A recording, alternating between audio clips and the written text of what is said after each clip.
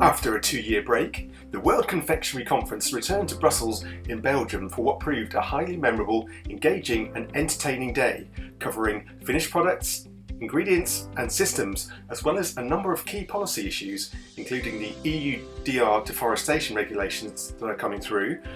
as well as looking at how cocoa supply chains are being impacted by new and innovative forms of cocoa production,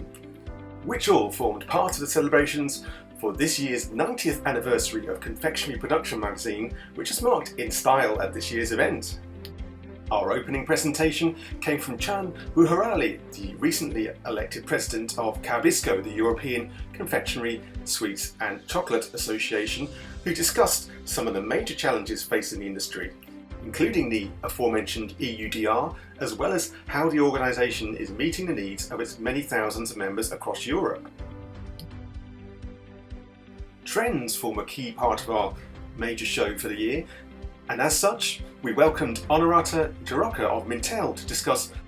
some of the major issues which are breaking in terms of new product development for the confectionery and chocolate industries. Among the key topics that she addressed was the fact that premiumisation is continuing apace around the world as consumers seek out luxury items. She also noted that portion control is becoming a greater factor for many markets around the world. For its part, Ferrero offered a dynamic and engaging presentation which spoke to our core themes of sustainability and innovation. This in part came from Francesco Tramontin, who returned to the event once again to speak about the significance of the company's policy on sustainability and how it seeks to be transparent in its business dealings in terms of its supply chains. He was joined by his colleague Thomas Chatenier, the president of Nutella, who had a very welcome message regarding the 60th anniversary of the brand and its release of the new plant-based Nutella, which dovetailed nicely with our own 90th anniversary celebrations. As with previous editions,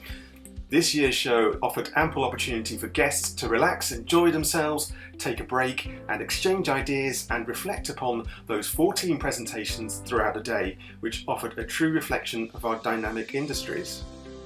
which are facing a raft of challenges, including the need for digital transformation and facing up to many tests facing consumers, including price inflation, which is prompting a rapid response from manufacturers around the world. From there, we heard from James Eade, a sustainability lead for Cargill, who spoke of the company's continuing mission to engage on the core topic of sustainability as it applies to its supply chains, including the cocoa sector. This included looking at how it's engaged with other major companies, including Nestlé, to better promote sustainability throughout the whole industry, as well as working with smaller independent businesses that are looking to do the right thing in terms of their commitments on sustainability. The morning session also included a key contribution from Soren Betex, the co-CEO of Kruger Salecker, the German equipment and systems business. As he noted, the Hamburg-based company has been making a number of strides in recent years in terms of its equipment development. Namely, the most recent innovation comes in the form of its FFW gummy production line, which made a notable industry debut at last year's Interpack show.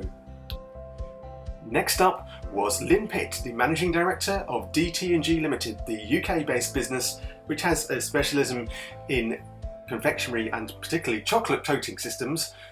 who offered a dynamic appraisal of how the business is continuing to push forward amid challenging business conditions, which has seen the business collaborate successfully with other companies in the sector, including Rinch and Newsom, to great effect. The morning session took on a different tone as we turned our attention to the vegan confectionery market, courtesy of Adrian Ling, the CEO of Plamil Foods. The man who is affectionately known as the vegan Willy Wonka certainly put on a show-stopping performance as he discussed the family's heritage, which goes back to his father Arthur Ling, a true pioneer of the vegan movement. Our morning session was rounded out by a contribution from Palsgaard, the Danish-based ingredients specialists. The company has focused in on the development of emulsifiers for the sector, which have played a critical role in developing a number of key solutions for chocolate confectionery in particular, which has made a significant contribution to the industry.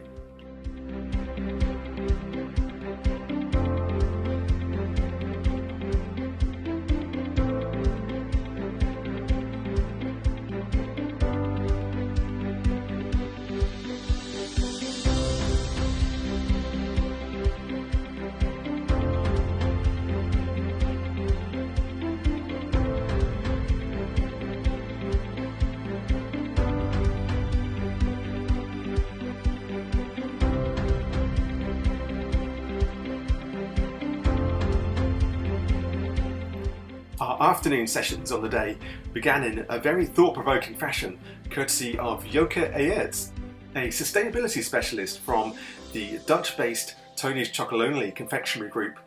which has made a huge impact in recent years with its striking campaigns which have focused in on its core message of seeking a slave-free cocoa supply chain, which is, by its own admission, a very challenging proposition, but it feels that it's making genuine progress along with the rest of the industry. We return to the topic of trends for our next presentation from Ben Nice, a senior specialist with FMCG Gurus retail analysts, who took on the topic of looking at health and well-being with regards to product development, which is ever more present in many manufacturers' minds around the world. There were plenty of questions for our next guest presenter who appeared at this year's show, Alex Chandrowski of California Cultured. Now, this is one American company which is certainly making an impact with its plant cell culture technology, which is right at the cutting edge of bioscience. And as Alex explained, the company has already gained a major contract with a Japanese firm, and it's something that he believes will have great attraction around the world as companies look for alternative ingredient sourcing. This year's conference also saw a welcome return for Andreas Bertram, the Managing Director of the ZDS German Central School of Confectionery, who explained the many dynamic and engaging courses which his college has contributed to over the decades and has seen the next generation of chocolatiers and engineers within the industry develop their core skills and contribute strongly to the country's sector. Ingredients continued to form an important part of our programme as Corbion took the stage to look at some of its latest applications which have played their part in its broader portfolio which serves the wider food and drink market.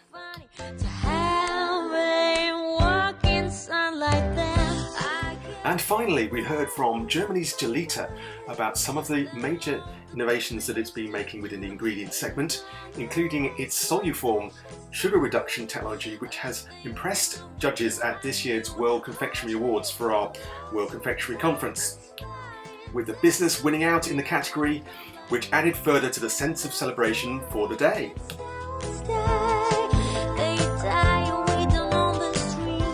The afternoon centrepiece had very much focused on our sustainability Q&A session, which again brought about much great discussion in terms of the impact of how businesses are choosing their sustainability policies and how they're looking to be transparent in their business dealings.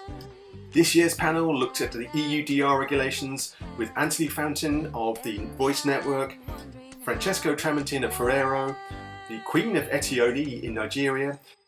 Rainforest Alliance and Made in Africa chocolate company offered a lively and engaging debate to round out our sessions. The afternoon concluded with our award ceremony featuring Sweet Dreams emerging as the Team of the Year, Hames Chocolates gaining the Product of the Year for its chocolate stirrers, followed by Gelita gaining the Ingredients category award, then DT&G in the Equipment Stakes for its commendable industry collaboration, followed by Planet A in the New Emerging Business category, and finally, Luca Chocolate gained Sustainability Business of the Year accolade, which was awarded by judges on the basis of its ongoing commitment to sustainable sourcing practices within its native Colombia, which it has firmly applied to its export business around the world, working with small and medium-sized enterprises to deliver ethically sound chocolate confectionery ranges around the world. The final portion of our day was reserved for our reception event celebrating 90 years of Confectionery Production magazine, with the team marking the occasion with colleagues and friends from right across the industry to ensure this was a fitting celebration to draw the 2024 conference to a conclusion.